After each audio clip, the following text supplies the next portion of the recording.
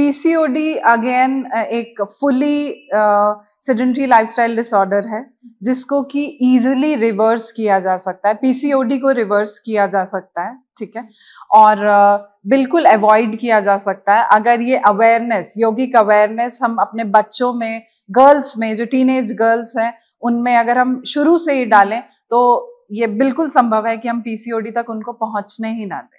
और ना सिर्फ पीसीओडी बल्कि और भी उनका पूरा रिप्रोडक्टिव हेल्थ एकदम फाइन रहेगा, जिससे आगे चलकर भी उनको प्रेगनेंसी में, कंसीव करने में या मेनोपॉजल कंडीशंस में इश्यूज फेस नहीं करने पड़े। तो ऐसे कोई स्पेसिफिक आसनास आप बता सकते हैं जो अवॉइड करने में मुझे हेल्पफुल हो इन चीज़ों को? हाँ बिल्कुल। सो अगेन पीसीओडी पर भी हम बात करें तो पीसीओडी का जो हमारा इम्पैक्टेड एरिया वो यूटेरस है, अगेन हमारे पेल्विक ऑर्गन्स, ठीक है।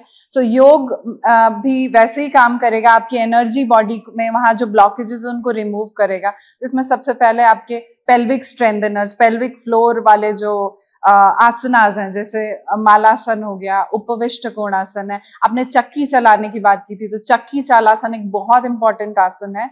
चक्की चालासन की भी आपको थोड़े से बताऊं, इसकी हिस्ट्री, इसका बैकग्राउंड बताऊं तो इसको क्यों आसन में लिया गया, क्योंकि पहले के जमाने में जो एक फीमेल थी उसके डेली रूटीन का एक पार्ट होता था चक्की चलाना। घर में चक्की चलाते थे, उससे अन्न बनाते थे, उसके बाद ही खाना बनता था। अभी कैसा है, वो हम पीस करके, गेहूं है, चने हैं, जो भी पीस करके ऑलरेडी हम स्टोर कर देते हैं, तो चक्की चलाने या इतनी मेहनत वाला कोई रूटीन नहीं होता। पहले की फीमेल्स उसको एवरीडे करते थे, चलाते थे चक्की, जिससे कि उनका यूटेरस का हेल्थ एकदम ऑप्टिमम पे रहता था, जिसकी वजह से उनको कोई मेंस्ट्रुअल इश्यूज कभी होते ही नहीं थे, इनफर्टिलिटी नहीं होती थी। तो अभी भी ऐसा कहते हैं हम लोग कि अगर आप हर रोज 10 से 15 मिनट भी चक्की चलाते हैं, आप चक्की चलाइए घर में ला करके या फिर आप आसन कर लीजिए, तो आपका रिप्रोडक्टिव हेल्थ बिल्कुल ऑप्टिमम पे रहेगा, बिल्कुल 100% आप सेफ रहोगे। सो अवॉइड करने के लिए भी आप कर सकते हो, और अगर आप फेस कर रहे हो इश्यूज को तभी आप इन आसनास को कर सकते हो पेल्विक फ्लोर। तो दोनों कंडीशन में ये सारे आसनास से नौका आसन है, वो किस चीज के लिए हेल्पफुल होगा? सो पीसीओडी की जब बात करते हैं तो पीसीओडी को होने का जो एक बहुत बड़ा फैक्टर है वो हार्मोनल इम्बैलेंसेस है।